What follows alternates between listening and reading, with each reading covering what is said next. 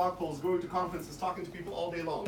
Here's my hypothesis, and you can challenge me on this, but when people tell me we don't know the solution to this problem, what I really hear is we don't have a convenient solution to our problem, right? To most problems that I don't have an answer, I have an answer, but I have an answer I don't like, so I'm looking for an answer I like, right? I'm looking for an easier, more convenient solution to my problem, not I don't know anything what we should do to address this. So my advice, if you ask me if I had any kind of expertise in losing weight and you came to me and you were like, you know, I need to lose weight, what's your advice? The equivalent of advice I give up entrepreneurship and sales to weight loss would be eat broccoli and work out, motherfucker. Just like move your body and put green stuff in it. It's very simple, right? The problem is that when I say that, people go, I don't like broccoli and I don't really like sweating either, right? So why can't you give me a solution that's simpler and easier for me, more convenient? Hence why we have massive industries of weight loss and books and new regimes and, you know, all kinds of fads and pills and surgery and all kinds of things. And this will never change because people that have that desire to lose weight don't like the simple answer that's been around forever. Just to fucking move your body and eat good stuff, right? The same is true for sales. Most people that come to me with their sales issues, it's very obvious what the problem, what the solution would be. It's just not a convenient answer. It's just something they don't really want to do, right? For one reason or another. So, the number one piece of advice that I give all of you, for today and for the rest of the conference really, this is my life hack that's been working usually fine. When it doesn't work, it's because I don't follow it. Which is, don't look for confirmation. Don't look for the thing I'll say that you go, yeah, fuck yeah, I totally agree with this and I'm totally ready to do this right now. There's going to be very little growth and value and utility in that piece of advice, right? When you're excited because you're already in agreement with me. What you should be looking for are the things I'll say that you will really hate emotionally. Maybe rationally you're like, might be what we need to do, but I really don't want to do it. That's where the biggest growth potential lies. Anything that you feel comfortable doing is already within your comfort zone. And this can speak to an individual as well as an organization that moves like an organism. Like every organization has things that is within their comfort zone and outside of their comfort zone. Real growth and real like unlocking stepping stone growth always happen outside the comfort zone. So look for things you'll hear today and the rest of the week where you go, I and we really are not ready for this and really don't want to do this, but maybe we should, and then do that, right? The more uncomfortable it is, the better it is, right? Discomfort is the signal to me that that's the direction I need to go. All right, with that being said, sales mistakes. I'm just gonna throw a few of them without even explanation how to do it better, and then I'll let you guys ask questions. Does that make sense? Yeah. Cool. Sales mistakes. Well, the biggest sales mistake is the foundational one, which is selling to everybody without discrimination, right? Attempting to pitch anyone and everyone is the dumbest thing you can do. People come to me all the time. They see me on a stage or somewhere. They read my books, and then they want to challenge me. So they're like, hey, Steli, all right, let's see how good you're in sales. Sell me a closer right now. And I always go, fuck you. I don't know you. I don't know if you need my product. I know nothing about you. I'm not in the business of trying to pitch anybody and everybody.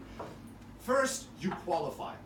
The better you qualify, most sales organizations, the root of all problems, that you look at the end of the conversion funnel, you go, we're not closing enough deals, right? If I do root cause analysis with you, 9 out of 10 times we'll end up in you don't know who your customer is, or you don't know how to qualify the right type of customer. That's really where all problems start.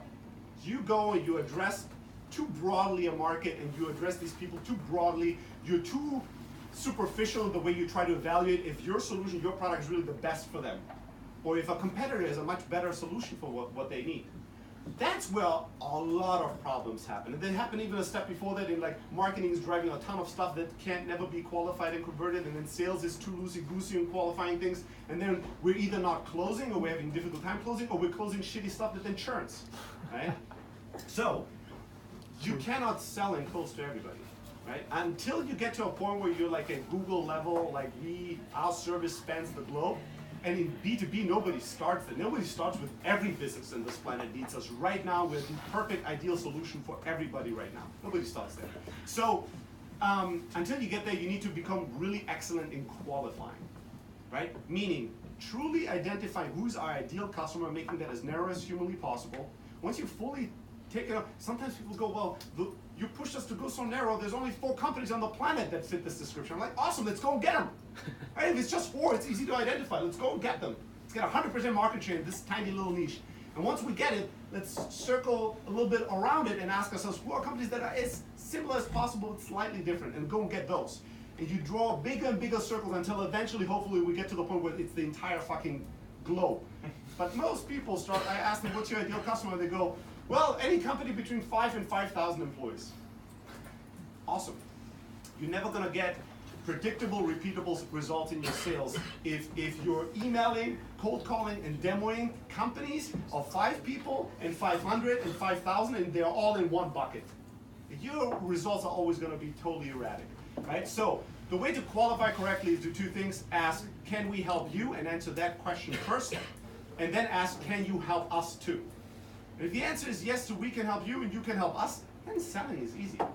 At that point, selling to me is not about asking questions anymore. It's not an option. We're not discussing or debating. I'm telling you what to do. Once I'm convinced we are the perfect solution for you, and you are a buyer that has the money, decision-making power, there will be a reference and a referral, like you're a good customer to us, now I'm taking over, I'm making decisions for you. Because I've done this thousands of times. I'm an expert in this space. If you're doing this once every year, every 3 years, you're not an expert in buying my product and implementing it. So I'm not asking you, I'm telling you now.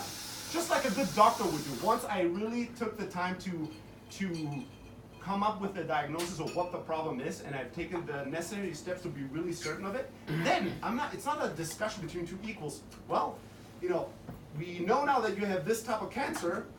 I've been doing this for 40 years, but I would say maybe there's this option. This is what I've seen work well, but what do you think? And then I found a blog somewhere from a guy that's been doing this for 3 months, and he says you should just eat more, drink more water, right? And then the cancer will go away or whatever.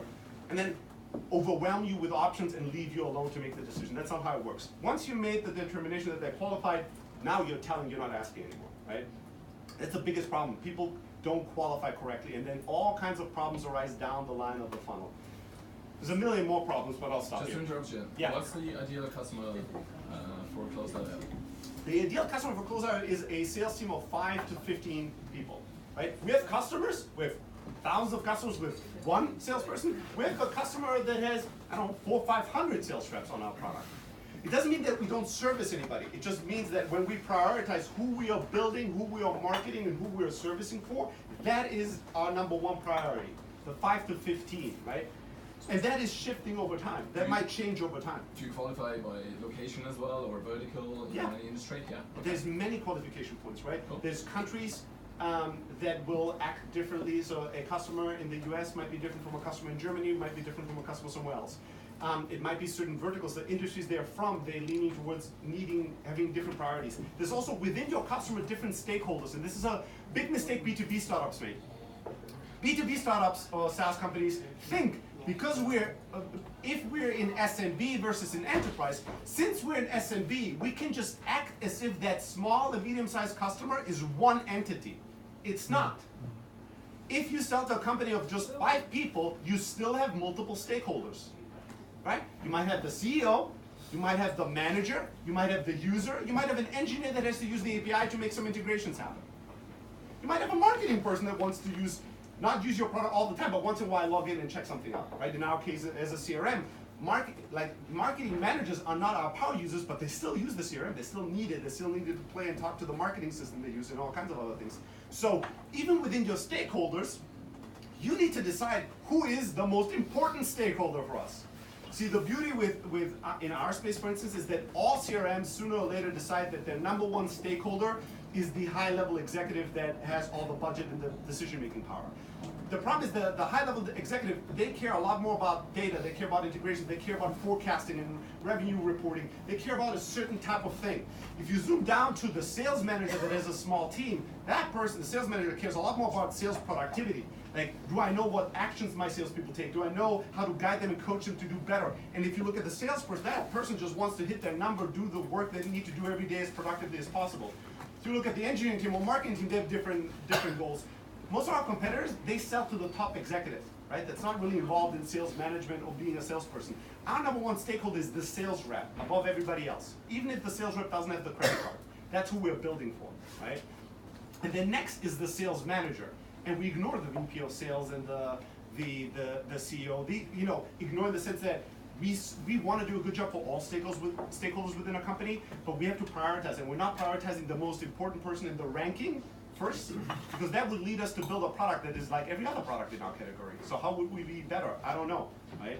So understanding really intimately who you're building for and who you're not building for is crucial. Having so do a ideal customer profile. Have you heard of this? Right? I was hearing this for 8 years and always going, yeah, it makes no sense, and never doing it, right? But I'll give you another example. Something more useful to do is do a non-ideal customer profile. Define who's not your ideal customer. Don't just have a product roadmap, have a non-product roadmap. What is the shit we're not gonna fucking build? Right? Do you use any framework or something, that you developed, or like HubSpot, for example, have the customer personas, what is it, marketing Mary or whatever? Certain criteria down there, or is there anything that you could recommend? Yeah, the thing that we do that seems very simple and simplistic, which we like, is that we have picked 2 of our sales rep and 1 of our sales manager, and we're just like built for these 3 people. All right, there's a million more mistakes, but ask questions, people. Who wants to be the first? So you said, it's not your market, like you're selling to the sales guys. If it's a team of like massive sales guys and there's like so many layers, do you change then your tack of who you're selling to? No, because if there's so many layers, then what they care about is not going to be pumped up the line to anyone that makes the decision. Yeah, so we have this all the time where like a massive organization will come to us and go, we are considering buying your CRM. We have 2,000 sales reps. We would be millions in revenue to you. And we always go, you're not a good customer and we're not the right tool for you, but we appreciate that you looked into us. Go somewhere else. We just say no. Now, if a customer comes that is like 200 seats, we're going to be like, we should look really into this because we might not be the ideal. We're probably not the right tool for you, but tell us what made you think that. And sometimes there's outliers. When a 200-person team sales organization still prioritizes sales productivity above everything else, we might take them on as a customer because we might go, this is an edge case, but still works for us, right? We still believe we're a great solution for them. But if they're like, yeah, we have a 200 salesperson team and what we care most about is reporting and integrations and forecasting, we'll just tell them no, don't buy our product. Simple as that. You need to, the thing is, if you don't have a clear idea of who your customer is, which most companies struggle with, and if you've never defined what customer you should not sell to, the day-to-day pressure, the day-to-day, like we're all kind of, most of our days we all lack clarity. We're just like, what's the next meeting? What is the next call? Oh, there's an email, somebody offering us 5,000 seats, that could fucking make our year, right? And so then what happens is that you let the market decide what way your sailing boat is sailing. The wind is sailing this way, you sail this way, the sails that way, you sail that way, and you never get anywhere, right? Versus deciding clearly, yes, there's different wind, and there's different like outside parameters, but here's where we are today, here's our compass, here's where we want to go. So when the wind blows left and we need to go right, we need to adjust for that versus just going with the wind, right? Biggest mistake a lot of SMB-focused SaaS companies do is they get inbound interest from enterprise clients super early, and they go, well, we would have never tried to sell to this company, but they came to us. As if they came to us as like now you have to take them, right? They came to us, so we just stopped everything else we were doing, and for the last year, we've been trying to close this deal. Right?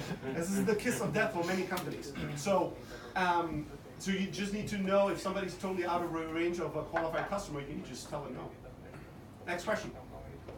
Yes? Dee from Lucid, what are the most common mistakes that you see in terms of hiring? When people are hiring this sales team, those sales teams of kind of between 5 and 15, yeah, and particularly in the earlier stages, going from say 5 to 10 people? Yeah. That's a brilliant question. That reminds me also to make a certain announcement, which is there's no question you guys can ask, I think, that I have not written an ebook about already. Seriously, there's like 8 ebooks, 9 ebooks. These ebooks, if you care about commas and grammar, you're gonna hate your life reading them. But if you actually care about like no bullshit, I can read this through an afternoon and then tomorrow or right now I can make adjustments and changes immediately. Those ebooks are really excellent. So if you send me an email, which is steli@close.io, very simple email address. You just put in the title, bundle asshole, or bundle motherfucker, or bundle please. I'll send you a link, you click that link, you get all my books, right? And there's an excellent book on hiring.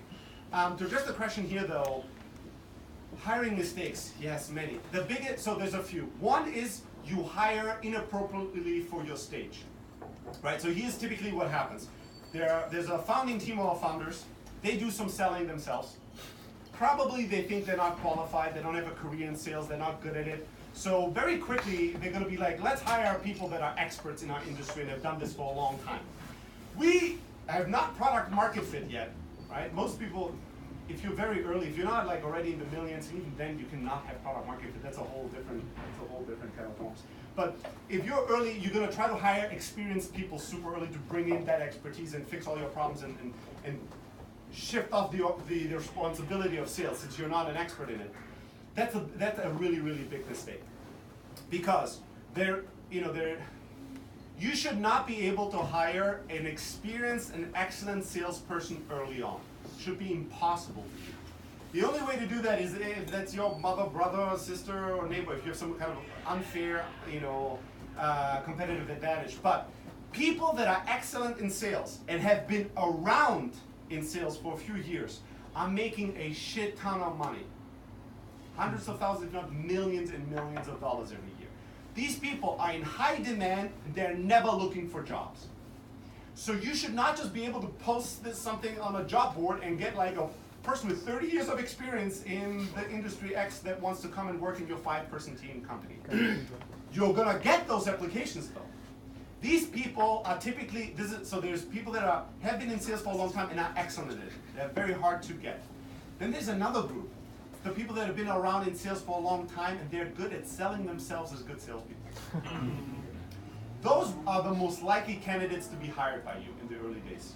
They're gonna be very impressive. Something is gonna be off because most entrepreneurs, most humans, we're intuitively much better than we are rationally in like explaining why we feel weird about somebody. But they're gonna look so excellent in their CV. They've worked at, we're trying to get in market X and they've worked in this market in this impressive big organization for such a long time. And your desire to take the magic pill that makes you lose 100 pounds is gonna make you buy into the bullshit, right? You're gonna be like, you're gonna really wish that person is truly who they say they are, that you're gonna hire them and hope it's gonna work out. And it's not. And these people are not just gonna, they're not just not gonna close deals, they're gonna ruin your life, right? Because they're gonna be fucking around, wasting your money, wasting your time. They're gonna be giving you all kinds of terrible advice. Oh, I've talked to all these big potential customers, I could close millions, but they all think you should build this and this feature. They all think we need to hire more people and they're gonna put you in a wrong direction. And by the time you realize that, you're gonna realize it soon. Like after a few months, you're gonna be like, I have a weird feeling about this person. But again, you're gonna be like, well, I've never hired a person like this before. I don't know anything about sales. Let's just wait a little longer and see, maybe they're right. And the one thing you don't have is time. And you're gonna waste a lot of that, right? So that's the biggest mistake, is hiring super senior people. Or like hiring a VP of sales as your first salesperson. It's just terrible. When you're a startup, you're still in the phase of figuring out who to sell to and how to sell and what you're selling, right? You might be in B2B today and tomorrow you're a gaming company, right? Or blockchain company. So in that phase, people that are experienced and great VPs, they don't have the skill set to come and be like, today we're this, tomorrow we're that. We don't have any brand, nobody knows us. There's no employees, there's nothing. Everything is in flux. They're not great at that. They're gonna be terrible at that stage. VP of sales comes much further down the line. Once you already have a great structure, things are figured out on a high scale, they come in and they know how to take, an organization and level it up and scale it up. They're not great at being your first salesperson. So hiring way ahead of your stage is the #1 mistake that startups make in the early days. The next mistake is like thinking you can evaluate a salesperson. Like somebody here literally, I'm gonna use this kind of funny, somebody here, we had a Twitter banter and we turned it into I'm the Pope of sales. Right, this is that gentleman saying that he was not as excited about the Pope visiting Dublin than me. So people think I'm a sales expert. I've hired many, many salespeople. I do think I know a lot about sales. You will never hear me. Nobody has ever heard me say the words, I just hired a great salesperson. Nobody, ever. And you'll never hear me say that. Because for me to say that you are a great salesperson, I have to have worked with you for at least 12 to 18 months. There's people that are great at selling themselves as great salespeople. There are people that have the potential to be great but are just good. I was a salesperson like that for most of my life, like the first 10 years of being an entrepreneur and salesperson. I was I had the potential for greatness, but I always was just good. Why? Because I was incredibly inconsistent. I would have like a week where I crush, 3 weeks where I just flake and not feel like it. And overall, on average, my month was better than most other people's. So I was like, yeah, I'm not doing that bad, right? And people could sense the greatness in me. They could sense that, certain times I would pull rabbits out of my ass and people would be impressed. But I was not consistent. To be great at sales, you need to be incredibly consistent. And so it takes time to really know if somebody is that. Somebody can deal with performing at the highest level every single day, no matter if they feel like it or not, no matter if they have personal problems or not, no matter if they just had an amazing quarter or if they just had a terrible quarter. People that are great, they don't give a fuck. They show up every day as this is the first and last day of their life and they just put in the work. That's very hard to find. So hiring people that are personally impressive, or maybe you bring them to a meeting and they do some voodoo magic and close the deal immediately and you're like, oh my God, you're gonna be overly excited too early. Because you want to believe that you just hired this person that's going to make this massive difference in your life and in your business. We all want to. I want to. You should fight that instinct because that typically will lead you to get too comfortable with somebody too soon and then not manage them properly, not adjust, not coach, or not fire them properly at the right time. And Steli, how soon do you fire them? Say it again? When do you fire them? The best moment to fire is the first moment you think about it. I'm not there yet. Like, usually if I think about maybe I have to let go a person, I'll still fuck around for like 2 to 4 weeks usually. If it's somebody that's been with the company for a short period of time, I'm quick. It'll take me a week. If somebody that's been around with the company for a long time, I will fuck around for 4 weeks. I will just suffer unnecessarily for 4 weeks before I'm able to pull through with it. But the perfect moment is the moment you start thinking about it. There's a reason you think about it. I have a question. Yeah. Tom, Quickly, social media analytics? I actually know the founders of Quickly from the very early days. I know the crew have been following it the whole Okay, thing. so Fred. Yeah, really awesome. Cool. I'm 6 months into my role as sales lead, so we're trying to restructure the sales team, and we're more of a four-man operation. We're looking to hire them less, so we can kind of relate to some of the things you said there. I want to ask you a stupid question, if you don't mind. So it's kind of what you just said there towards the end. A good salesperson is a person who put the work in. What do you mean by put the work in? I mean, so sales is a performance sport, right? That's why athletics is such a good area, typically, very generically speaking, to hire great salespeople from. Because think about somebody that, so in sales, right? It's not a pure creative endeavor. I can't just twice a year write a song that's amazing and a huge hit. I can't just like once every 3 years come up with a story that will make a book that will be a bestseller or a movie. It's not a purely creative, it's like a very performance-based endeavor where I have to, if I was playing basketball, I have to play every weekend against another team and I have to score or not. In sales, I have to do certain quantity and quality of activity consistently to generate closed deals or whatever I have to generate, right? And so most people in sales, they put that work, the quantity and quality, they put that work in very inconsistently, right? And if you just look at the end result might still be there, but the end result is just one measurement.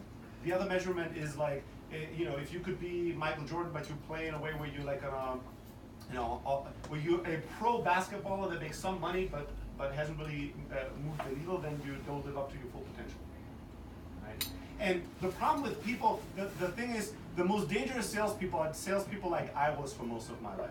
People that are very charismatic at times, people that can pull out a head of their ass and do something amazing, right? Close an amazing deal out of nothing and really impress everybody, but then are not showing up every day to do the grind and do the work. Those are very dangerous salespeople, organizationally speaking, because they will influence everybody else to try to be that way.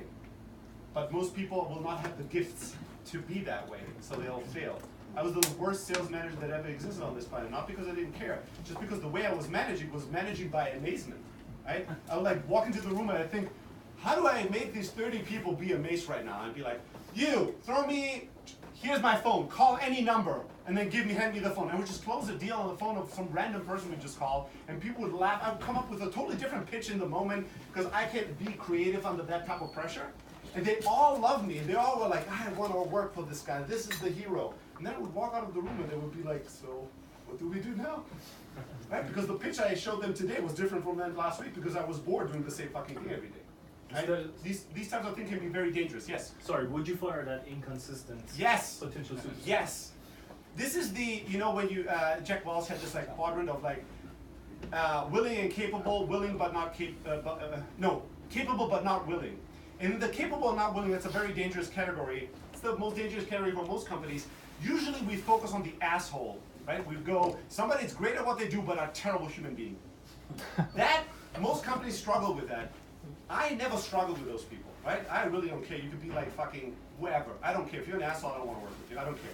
But the thing I struggle with, which is also capable but not willing in this job is being consistent. Not willing in this job is being a good example to other people, right? If you're a terrible example, you're making good numbers, but you're influencing everybody else on the sales team to do terrible numbers, right? Because you're showing them a blueprint that nobody can follow.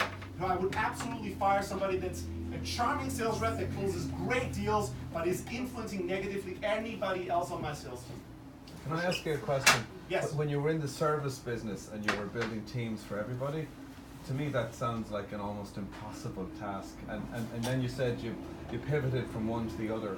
Like getting amazing results across all of those teams and all of those products. Like after 2 years of it, did you say to yourself you couldn't sustain getting those results or you know, like, because it's everyone's problem here multiplied by about 70 or 80? It really isn't, and it is. So at the end of the day, all problems in business are people problems, right? So people go, well, service is business, so people intensive. The SaaS thing is like a magical machine that we put in the sky and it just prints money. No, it's not, right? It has some aspects of it that are attractive from a business model perspective, but if you want to scale, if you want to hit real scale, in most cases, there's probably always going to be exceptions. Just like the exception to getting rich without working is playing the lottery, right? It's just not something I can advise everybody to do. So your problems are always going to be people problems. We had problems with the services on-demand model, but it was not people problems or salespeople problems, because that was an area we were particularly good at. We were very good at, and we would, like, these teams work for different sales, for different companies, but culturally they were all one sales team, and they followed very simple blueprints, and they followed very simple processes, and they were very strong at these things. There were other problems. The problem that business had was that the main reason why we were an attractive provider to our customers was that most customers that wanted us the most were the customers that wanted us to solve their company problem. Like, they had a company that didn't have product market fit, and so they wanted to short circuit the product market fit problem through just purely sales magic. These companies, the most enthusiastic leads that wanted to give us the most money, were the worst customers long term. And the companies that would have been great customers long term were much harder to convince, right? So that's a problem for a business fundamentally. But the hiring lots of salespeople and doing sales for different companies, that can be a challenge, but it was something where we had unique expertise in, so that was not a huge problem for us. Yes? Coming to hiring, for you, what are the most important skills to recruit like a potential good salesperson? Yeah. The most important skills. So it's a mixture. Like, ideally, what I'm looking for and how I describe kind of the future of sales is friendly strength, right? Which is a difficult combination to tell. There's, like, again, quadrants today, apparently. Everything I'll say will be in quadrants. But there's like this psychological model of like friendly and strong, friendly and weak, hostile and strong, hostile and weak, right? And again, there's like ways to categorize humans in ways that we can like manage them and comprehend. Most salespeople in the past, people that are very successful in sales, have been hostile and strong. Think about like Wolf of Wall Street types.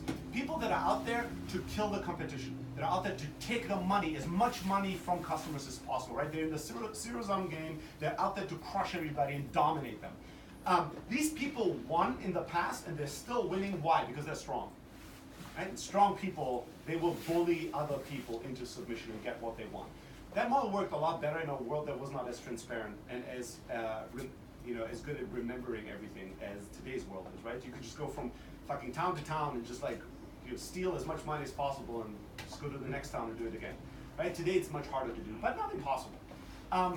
The model that a lot of startup salespeople have, a startup sales organization, is the weak and friendly model. That's a terrible model as well, right? Weak and friendly people should be the most popular people on the planet, but they're not. They're actually very unpopular. For whatever reason, intersocial dynamics dictate that if somebody acts very weak, you want to take advantage or you're really turned off by them, right? Think about like your least favorite arts teacher in 3rd grade. Like somebody that always apologizes, sorry, kids, can you please, can somebody listen to me? Like, those people are getting killed in the world. Even killed by 4-year-olds, right? Even 4-year-olds know that this is somebody that you need to just like destroy, right? So these people don't really do well, although they're maybe nice people, right? So you can't just be like all we want to do is give you everything you want, all the information, then we're just gonna wait and see if you're gonna make a decision or not. That's not gonna fucking work. Nobody wants to do business with those type of people in an organization. So what you want is friendly and strong, right? And I go back to my example of qualifying. A good example for friendly and strong to me is a good parent or a good doctor, right? Somebody that really cares about the well-being of the people they're servicing, but ultimately somebody that knows they're in a position of authority and they're willing to take charge, right? If you have that combination, I think that type of person will create the most value, and that's the future of sales in my mind. So that's what I'm looking for on a high level. This is somebody that's strong, right? Somebody that can tell me that is okay with conflict if they believe it's the right thing. Like, am I okay telling my kid no more chocolate, although I know it's gonna turn into a huge problem, right? Yes, because the problem is not as important to me as the health of my child. Right? So somebody can deal with that, but somebody that cares, wants the company to be well, the customers to be well. If you're in a startup and in SaaS, like we're subscription businesses, we need those customers to keep paying us. We need them to be happy. We need them to give us good NPS scores, to give us good reviews, to write and tweet well about us. We can't just take their money. So we need salespeople that care about the customer. I look for competitiveness and compassion, right? Is this somebody that cares and somebody that wants to win? And wants to win more than they want to be liked, more that they want to be approved of, more that they want to be right and looking good, right? If it's somebody that has a high threshold for social pain and emotional suffering, then those are usually good things. And then you look for somebody, do they have any trajectory of growth? Have they learned anything? You know, somebody's done great numbers last year. That's interesting to me, but I want to know what was the year before, the year before, and the year before. There's a trajectory of growth. Even if a candidate has much lower numbers than another, I'll hire the one with a better trajectory, because that is a much better indicator for the future than just the total number they produced in the last SaaS company. Yes? What's the best sales compensation structure that you've seen in SaaS? The simplest you can have. There's no best anything. So the question is compensation structure. I'll tell you mistakes to avoid. I don't have a compensation structure that's right for everybody, because your company, your market, your business model will play a huge role in this.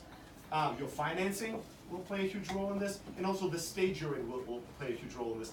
A compensation structure for a sales team is as complex and as living of a thing as your product. Right? You need to think about it as when you first start, you create an MVP, and then you need to think about versions, and those versions will never end. You'll never, even when you get to thousands of, even when you're $1 billion company, every few years you're gonna have to readjust and work on that compensation structure. You're constantly gonna have to work on. You know, as the market changes, as your business model changes, as the organization changes, as customers change, the things that don't work anymore, the way that you incentivize your sales team will change, so you're gonna have to adjust. So my number one piece of advice in terms of avoiding mistakes on compensation structures is, you are probably gonna go too complex in version 1. Because you're gonna try to launch the perfect compensation structure in one strike. That's impossible. Err on the side of simplicity. Like, let's come up with something that's good enough. Let's come up with something that focuses on the number one thing we want to incentivize, right? And maybe it's an 80-20. You're like, this is the number one thing we incentivize, and this is the number 2. But it can't be 50-50. It needs to be 80-20. And that's it.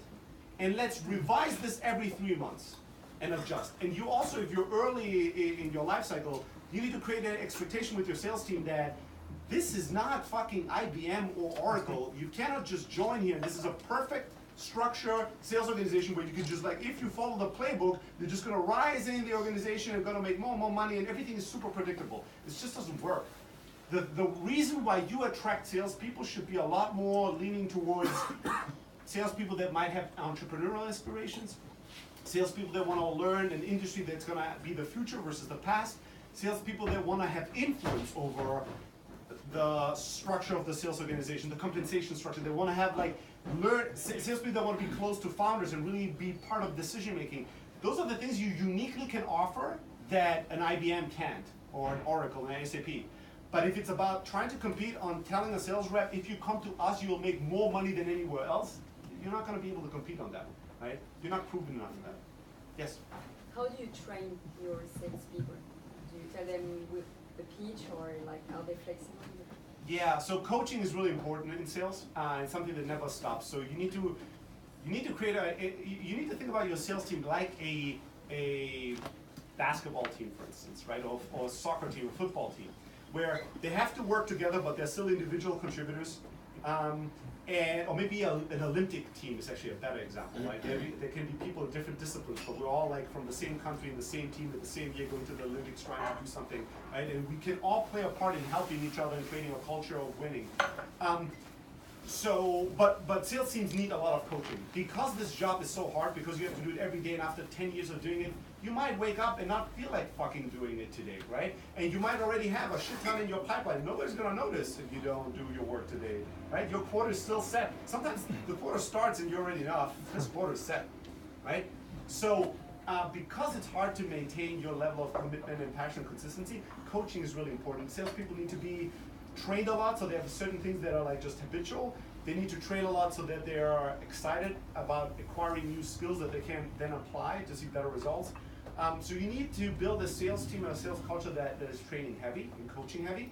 If you're super early and you're like, I'm the founder and I hired 2 salespeople and I can just coach them every day, like this is not the only part and function of the business, then find workarounds. A lot of people will just use some resource like our blog and the videos and the shit that we have, and they use that as a complementary tool to coaching. They're like, every day, every week they have to watch one of your videos that fits into what we're trying to do now, and then on Fridays we do like half an hour of like role play or like some kind of a feedback and coaching loop, and that can be enough. And then as you hire more salespeople, as you have a sales manager, that's always going to be part of what they should be focused on and doing. Coaching is important. More important than other functions, right? Learning is important everywhere in the company, but coaching it's not like an engineering organization, like the engineering manager is like, I need to coach these people and being better engineers every day, like, and motivate them, inspire them. They don't have that aspect to it as much. Concretely, sorry. Concretely, do you have like a special speech for specific competitors, for example, or? It goes into too much detail. It could be. We don't sell. We're not that focused on competitors. But we do use scripts, for instance, right? And the one reason why I'm a fan of scripts, although I was never using scripts when I was doing sales, right? I was always like, I'm better than this. The reason why I'm for scripts is because scripts give you a base level of competence. Like this thing we've designed, it works as a beginning, middle, and end. It's structured and designed well. And so this is what everybody should use. If you feel creative, like one thing that we have is if you feel creative, you want to deviate from the script, you can. But salespeople will have creative great days and they'll have shitty days. When they have shitty days, they can fall back to something that works. The other thing that we'll do is like once a month we'll do a script review. If you've done something super creative and it works and you've done it multiple times so it's repeatable, you can propose it. Now other people can use it and we can update the script, right? So it becomes organizational expertise versus like everybody here is a unique butterfly artist that does whatever they want, and we all don't know what it is, right? That doesn't really work that well. There was a question somewhere in the back. I'll get to all of you. I'll give quicker answers so we get through it. Yes? Oh, lovely. Thank you. Hey, Steli. Hey. What about the demos? So we've heard a lot about sales and stuff. I know you've written a book on demos and stuff. How important are demos in the entire sales cycle? And would you expect a sales guy to do the demo? And if you screw up on the demo, is that like gone forever, or then you know your product can still do it? Yeah, so I don't fucking know. I mean, depends on your customer, right? Some customers don't need a demo. If you're a services business, you might not have anything to demo necessarily. Or you might come up with a way to pretend to demo something, right? Show them like the project that you've done for multiple customers or something else. So it depends on how your customer likes to buy and what they need to be convinced to make a decision. A demo in a technical product seems like something that I think a lot of companies just do it because everybody else is doing it, so I don't think there's a lot of like original thinking going into it. But let's assume that a demo is a good thing because the customer's buying a product, so they want it demonstrated, they want to have a sense of what the product looks like and feels like. Then nothing is ever a lost cause. Like this is something, like people always ask me about closing advice, and I always go, people think closing is this like unique moment a year when like all stars align and only then you can ask for it. Like you can ask as many times for the close as you want and people can tell you 10 times, no, I'm not buying. It doesn't mean anything, right? So a demo can go bad and the deal can still close. I don't think it's like a unique thing that needs to be perfect or anything like that. But read the book I've written about it. My number one call with demos is that most people don't really understand. Most companies don't understand what they're doing there. Like, they say every company does a demo, so we'll do a demo. How long should a meeting be? Usually they're 1 hour, so let's make this an hour. What should I do? Well, the product has lots of features and clickety links, so let me just screen share and click everything I can and talk about it. That's usually that's like 99.9% of all demos in the SaaS space.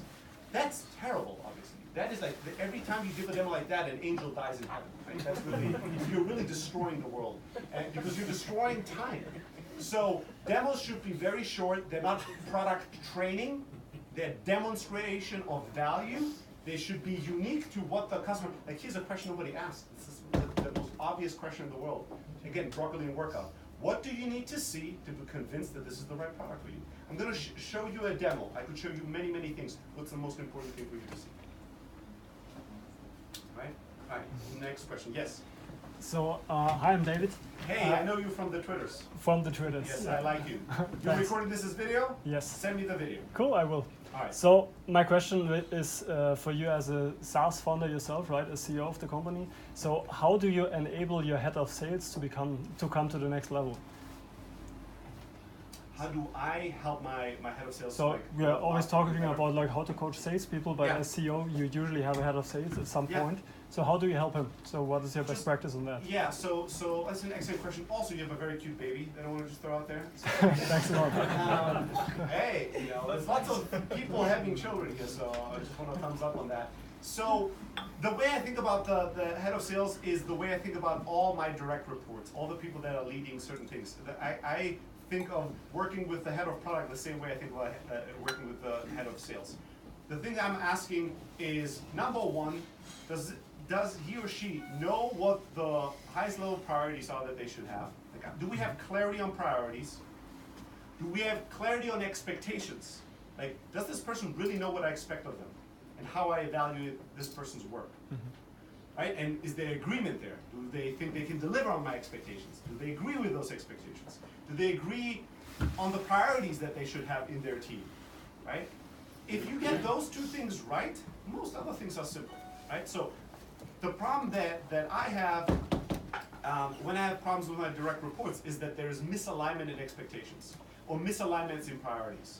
And most of the time, misalignment in priorities just means there's a lack of clarity on what priorities are. So the head of sales thinks this is a priority, or doesn't even acts as if something is a priority, maybe just because all the salespeople are saying we should do more of this, so the person goes, well, okay, let's do this quarter. While the head of product thinks something totally different is a priority, while the head of marketing thinks something totally different is priority, and I've never set priorities or checked in on them, but I have my own set of dreams of what everybody's priority should be, and then we're all unhappy and I'm screaming at people, right? Or they scream at me, or we do both. So I think setting clear priorities and expectations is, again, not rocket science, but it's so simple that almost nobody does it, right? Or they do it once and then they forget about it again. Right? So doing it consistently and doing it really well, that's kind of the number one thing I can do to empower that person to be successful. Once we set really high level priorities and the direction for the company, for the different teams, so they are aligned, they're all like zig with the other zag, and they're not like going in different directions, and I have very clear expectations and communicated those in agreement on those with the person. Here's how I'm going to evaluate if you're doing your job and if you are owning up to your responsibilities, and here's how I want you to work with me, and how I'm willing to work with you. If you have alignment there, then they just need to deliver all the results, right? If they can't, then they're not the right person for the job. In my case, and this might be the same for lots of people here in different areas, because my expertise is so heavy on sales. In the beginning, I acted as if I'm like the VP of sales and this person is the director of sales. So I'm now, and I've been in every sales meeting, and I am now a huge distraction, right? Because it doesn't matter what that person says, everybody knows I'm the fucking boss and the person that's on stickers and posters and shit. So the entire sales team is like, yeah, this is the manager, but what is Steli thinking about this? And then, obviously I'm saying something completely different to that person, right? I said yesterday. So that's where I destroy value. And the same thing could be true for engineering or product or marketing. You have some expertise as the founder, and the person that's now leading the team, you're stepping in and you're like creating confusion versus empowering for clarity. If you do that, that's the most important thing. Like the way the person that's heading sales in our team is very different from me. Very different. The way he sells drives me crazy sometimes, right? His style is very different. It's much more casual, kind of like, has kind of a Texas accent, or there's kind of a Midwest, kind of calm, relaxed, howdy partner type of a deal, right? And I'm much more like East Coast, let's just not fuck around here, let's not waste time, what do we need to accomplish to get to it, right? So he's very different from me, but he's very effective and good. So I don't try to coach him on selling. So alignment and trying to get out of his way. Yes. Yes. Cool. Thanks So, a lot. On a related note, when and how do you top your head of sales along the journey? What do you top the head of sales? Replace. Tony Soprano.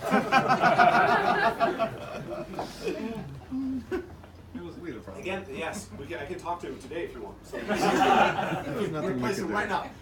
No, it's a tough question. I don't know is the true answer. Again, it depends. But I think that listen, every stage needs something completely different, right? So in the book I talk about first step, you as a founder are a salesperson.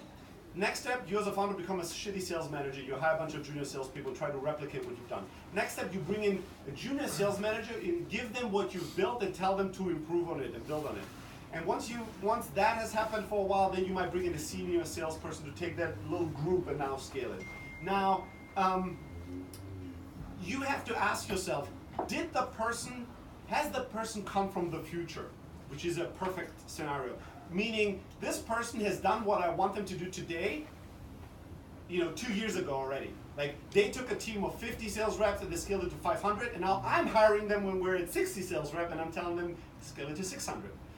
That person, that's the ideal hire. That's also the hire where you get too crazy usually, because you hire these people just know everything and they make such an impact, and you're like, oh my God, I'll never have to hire another salesperson. That person knows everything. But once you get to 600, that person is not a man or woman of the future anymore. So now they're starting to make mistakes and they don't know how to scale to 6,000 people, right?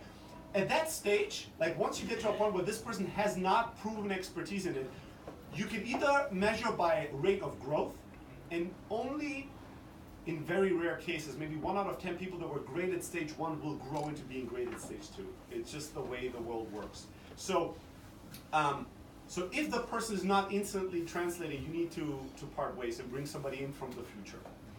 If they grow into it, awesome, you have an amazing superstar, and the value that person brings is much higher than somebody else, because that person obviously already knows the culture and everything, and having that level of retention is incredibly valuable, right? Having somebody that's grown from a little position all the way up to massive scale is incredibly valuable. But usually, when they are at a point where they've never been before, they start breaking, and at that point, you need to bring in help. Yeah, very roughly speaking. All right, next question. Yes, you've been trying to ask for a while. Yeah, so you said that reporting, forecasting, and integration are the 3 features where Closer.io doesn't have a priority here, right? Yeah. So why did you decide to leave these features aside? Because, so it's not quite true, right? So I'll answer it in a different way. We could build, so the current version of our reporting is really my least favorite part of the product. Another way of saying it is I hate our reporting right now. I really think it's terrible. It really is. But if you compare it with a lot of our competitors, it's not that terrible, because their reporting is also terrible in my mind, right? Now, having said that, there's a lot of reporting we could build that will be focusing on improving for the VP of sales, the CEO, the executive suite, and all of that. We could, but also decide to build reporting that's much more focused on helping the individual rep perform better, and the sales manager of small teams help their team perform better.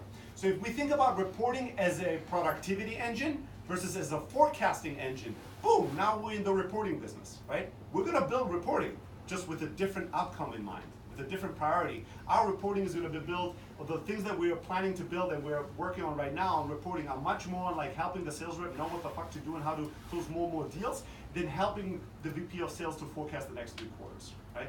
So it makes you take very different routes. You could, all these things are reporting, but reporting can be very different things in terms of what is the goal, why are you building this, what is it accomplishing. Same thing with integrations, right? We're gonna invest more in our integration we already have this year, but with a different mindset, different focus. What is it supposed to accomplish for our customer and user? Can be very different things. Next question, yes? How important are telephone calls in the sales process? It depends, right? So the cold call is not dead. Just like emails are not. Nothing is fucking dead. There's actually companies where the fax is not dead. Like I was surprised when we did Elasticsearch. We had a massively successful campaign with sending faxes. We were selling a tablet-based software system to doctors' offices, and they have fax machines and they look at them, right? In Germany, big companies buy social media software via fax, so that's Beautiful. our customers. Beautiful, right? This comes back to nothing is ever dead, right? Or it might take a much longer time than you think that something is dead. And it doesn't matter what everybody else is doing. The only thing that matters is how are your customers buying? What are their means of communication? If you sell to, we had a client that was selling, software to college coaches. So universities in the US have big football, basketball, big athletic teams with big budgets. They had a software where you could upload game film and it would break it down the statistics, and that's something that these teams do. They have a lot of money. They're real professional organizations. And so we would cold call coaches. And the beautiful thing is you could get the phone number of every single coach in America, and they pick up when somebody calls that they don't recognize the number. Because parents and all kinds of people call them that they don't recognize the number. So that's a beautiful model where we closed most of it through cold calling, right? Now, if you want to sell to CTOs or Fortune 500 companies, cold calling their office desk number might not be that great of an idea because that's just not a means of communication that they're used to and that they're reachable at. So it really depends on how your customer likes to buy. And the other thing is it also depends to a certain degree what your internal expertise is, right? So if you had two equally effective channels, right, which we never have, but let's say you have them, and one is cold calling and the other one is doing SEO, and you have an internal team of SEO experts and nobody fucking knows anything about sales or cold calling, why not start where your internal, where team and channel fit is there, right? With something that you can actually execute on, and then plan to, as you grow the team, to grow into expertise where you now can also get over the next channel, which is cold calling. There's many companies that have incredible success through the phone. There's many companies that have failed through it. It depends, it really does. Yes? Could I ask, in how far could a good inside sales management compensate on a lousy marketing? I mean, credibility and German market, whatever. Yeah, I don't fucking know. That's a good question. I don't know. I really don't. Like anytime you have one part of the business run in a different direction than the other, the question is like, you're being slowed down. How much are you being slowed down? Right? So SAP and Oracle is a good example for this, where SAP used to be much more of a, we promise what we kind of can deliver, and Oracle was much more like, we promise, like you can't get more than promises from us. Right? Who cares about delivery? Like we'll worry about that later. But they were so aggressive in the promise and in sales and marketing that they took all these customers and they closed these deals that were very hard to get out of, that eventually they caught up with reality. Eventually Oracle's product became on par. I don't fucking know if it's as good or not, but it didn't become as much of a shit show as it was in the early days, right? Now, if Oracle had never caught up with it, I don't believe it would forever exist, right? But they were able, through amazing sales and marketing, to make a product that was worse than the competitor to make that still work and win in the market. So there's times like that, right, where something doesn't work as well as the other, but that still doesn't stop you overall from succeeding. But there's also ranges, right? The Oracle product kind of worked. It wasn't like total spamware where nothing clicks and nothing, where it's just clearly they lie to you. They don't have a product. So it depends. It depends. I don't know, right? And you as an individual have to ask yourself, if there's such a strong, like, this part of the team is making it so, as hard as humanly possible for me to succeed, I would personally always ask myself, can we get alignment? Can we fix this? And if not, maybe I need to find a better home for myself, right? And if you're the founder, then maybe I need to, like, punch myself in the face until I help these teams. Oh, not the founder. I'm not the founder. I know. You're not the founder of Outbound, but I know Larry also. All right, next question. Any more questions? I think I'm just conscious about time, and one or two more questions, then we'll wrap it up there. All right. Anyone? How do you ensure when you're selling to a new client, that you talk about qualifying earlier, that the client understands exactly what they get from the whole service? Yeah, that's a great question. How do you make sure that the customer actually has an accurate picture of what they're buying, right? There's a number of things you can do. First, if you qualify correctly, if you know that what you're giving them is really amazing, and you understand what their expectations are and how they interpret the world, and then you should be able to make sure that you manage those expectations correctly. Like you're telling them something, in a language they understand, in a way that they expect. Now, there might be, in most cases, there's some kind of a gap. No matter how amazing you are, there's always going to be a tiny gap between what you say and what they hear, right? Or what you think you said and what they thought they heard. But if that gap is too big, if you run into the problem where the customer says, yeah, I totally get it, and tomorrow they're like, what the fuck is this, right? I never agreed to this, I agreed to something totally different. You should have done this so much earlier, very good call. Oxygen.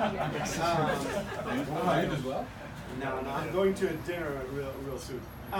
So, if there's a gap, then one thing that you can do, or like the first business that I run was in the financial services space at 18, and the problem that I had was like I would sell you on some very complex financial product where you have to give me all your money, and then the other day somebody else will come and tell you why this is a terrible investment and sell you on a separate thing. So you had a lot of churn because competition would come in and like destroy your deal. In that case, one thing that I started doing that worked incredibly well is you actually have the customer, you have them sell you on what they understood they're buying before you allow them to buy. So what I would tell people is I would tell them, listen, this is what we discussed, this is the deal, this is the project, this is the product, here's all the information, I'm gonna give it to you, but for us it's really important, we only want the most kind of competent customers possible. So, and you are that type of person. So what I'm gonna do is I'm gonna leave you with all that information, and next week we're gonna do one last call where I'm gonna probe you a little bit, I'm gonna ask a few questions, make sure that we're really on the same page, that you feel really comfortable and competent in my solution.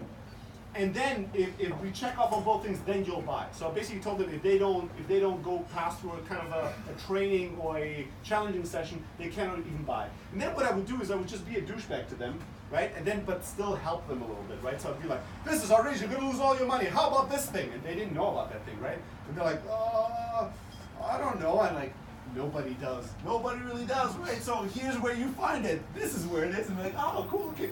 All right, so, but what about this thing? And they're like, is this the answer? I'm like, wow, you're amazing. You know the answer to this. Nobody knows the answer to this. The thing that I would do is basically I would churn-proof them. So now, first of all, anybody, you take something away, you make it more valuable. I have to work to get the deal, and all of a sudden I want that deal, right? I want the fucking product. It's just human psychology. And the other thing that would happen is the next day if a competitor or a neighbor of their friend would be like, what are you doing? You're investing in this? This is crazy. You're gonna lose all your money. What about this thing? They'd be like, fuck you, this thing is this, and they'll feel really empowered. Think about it the other way around. You don't train your customers well, and some random dude or lady can just ask one question, crush their confidence. You know how terrible that feels to them?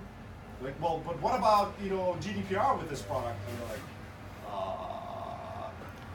you never want them to be in that space. In B2B, in SaaS, it's going to be another stakeholder, somebody in the team. They're like, I'm presenting, I've chosen, we should buy this product. And then somebody goes, how do they deal with this? And they're, you never want them to be in that space, so you might have to train them a little bit, right? And I used to do it very aggressively. Again, that's my style, that's the way I deal with it. You can do it much more tasteful, much more like, nice to them, but you have to coach them to be confident in the solution. One more question. Last one, make it a good one, no pressure. You're setting the tone of how we're ending the no, I'm kidding. So it's clear to me that customer market intelligence is the trajectory is outpacing the tools available to us. Like bots, I sign up for your platform, I get an email maybe from you, I don't know, that's not authentic.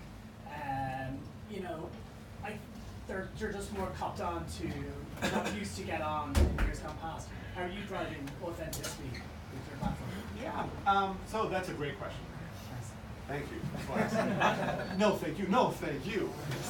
All right, so in a world where we automate so much, where we talk a lot about AI, although most of it is A with zero I in it, right? And we all know it's fucking intelligence and this stuff that we do today. In a world like this, there's a question of like, for the God of scale, we all sacrifice humanity towards it, right? I think that there's a real counter movement going on, and we've been doing this from day one, which is saying that we want to do a lot of things as a company that don't scale all the way up to hundreds of millions in revenue, right? Not everything needs to scale, and some things need to not scale. right? You just need to be careful when and how, right? So, for instance, I'll give you an example. If you sign up for any of our products, right, or any of our ebooks, or any of our landing pages, or anything that we have like some kind of a, give us your email, we'll give you this in return, you will get a shit ton of emails from Steli Efti. I'm not sending them personally, but when you reply, I get that email, right? And I will respond to that email, right? In one way or another, I've mastered the skill up into this scale to do it. I know founders and CEOs that have much higher volume even than I in their inbox, and they manage to do it, so it's possible. It's an investment I make into my customers, into my company, right? So one part of it is automated, the other part is not, right? So the other thing is that like, so I think that, I give you another example, right? We are a distributed team. We're in 11 different countries, and we cannot visit customers as much as we'd like. I believe that a customer visit is one of the most important things that you can do. There's no better medicine than reality. There's no better version of reality than not somebody filling out a form, or filling out a survey, or telling you on the phone, or even telling you at a meetup, at a bar. There's no better environment than walking to the office, the natural habitat of your customer, and seeing your product in the wild. And then, you know, I talk to the sales manager and he tells me for an hour how amazing the product is. Everybody looks clothes, and I go, can I walk into the sales room? There. And I go and I walk to somebody that I see on clothes, and I go, hey, I'm Steli, I work at Close. What do you think about the software? They're like, oh my God, I fucking hate it. It happens all the time. It happens all the time, right? Or I'm seeing them and they're using us. 3 of our competitors are on the screen as well, and I go, oh, I didn't know. Like nothing. The NPS scores are great. They're adding users. Everything looks good. But this is kind of worrying, right? Why do they have these other CRMs that they're using? They're like, yeah, well, we don't like your product in this, so we use this other CRM for that, and then we don't like for that, so we use that other thing for that. And to be honest, we might switch to this because our new BPL said, this is something I cannot see on any metric, on any dashboard behind I need to see it in person. Now, I don't do enough customer visits, right? Because a customer visit is a high expense in terms of time. I have to travel, they have to spend time, they have to leave. It takes up half of my day. But I've never done a customer visit. I've done hundreds of them where I didn't walk out and thought, oh God, I need to do more customer visits. I'm getting so many insights. I'm learning so many things. And I can't build a company without insights. I need to have better insights. I need to know my customer better than you know my customer, to service them better. So we start doing things like, instead of visiting all these customers in person, we'll do some of these visits in person. And we started doing customer interviews with the entire company, where a success rep will pick a customer, they will prep the customer and us, and we'll do like a Zoom call with them in the office. We'll ask the customer to bring in 1 or 2 sales rep, and we'll have a little bit of a Q&A. It's not quite as good as being there, but it's the best second thing we can do. And we're not doing it every day thousands of times as we should, right, if we're in a perfect world. But we're doing it once a month versus not doing it at all or once a year, right? You just find workarounds, but you have, here's the deal, the bigger your company becomes, the more there's gonna be a divide between you and your customer. And the bigger the distance between you and your customer, the higher the lack of your true understanding of who they are today and what they really need. And that gap is an opportunity for me to come in and crush you, right? Whoever understands the customer best ultimately owns the relationship at the end of the day. So the more you scale, the more harder you have to work to close that gap, and it's a never-ending, like a never-ending fight to try to close the gap, and like you scale again and it pushes things away. We just do a lot of things. We spend a lot of time. We work as hard as we can to constantly try to close the gap between us and our customers. Doesn't mean that every customer will get a personal email from me, a personal call, and a visit. Can't do it. But some of them will, right? And some of them will get just a reply instead of the initial email. So we'll try to scale certain parts and humanize the others. But I do believe that humans love and need a human connection. And I think that the trend of more and more companies using a lot of automation is posing an opportunity for you. So we've done the opposite. So I'm kind of bidding all our tools. I just got the video intros, record, hey, how are you? What's up? And that's resonating 10x. Awesome. Yeah, of course. Because you're crushing a competitor that has done something for 10,000 people versus you doing something for a specific person.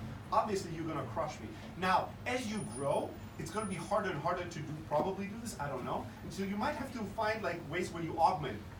Step 1 is not that useful for me to do, but step 2 is really, really valuable. So like you might have to like shift, and as we've grown, we've constantly had to reinvent how we approach this. But I do believe, like I had an assistant for a while, and now she's so good that she became like the director of HR and culture in the company. So now I need another assistant.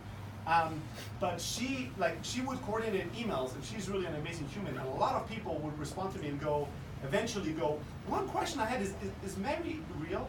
And after I heard that the fourth time, I was like, this is kind of interesting, isn't it?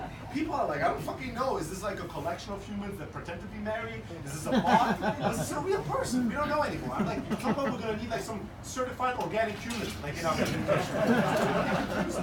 I was like, why do people care? People care because they see her picture, they see her name, they interact, they make a joke, and they're like, I like this. Is this a real person? They get insecure because they don't want to feel a connection to something that's not a real human. It's a really good bot. So it's an incredible bot. So I think that this is going to play a bigger role moving in the future. But I do believe that people love human connections, and the human-to-human interaction is really where you can create a lot of insights and a lot of like kind of loyalty from customers and branding.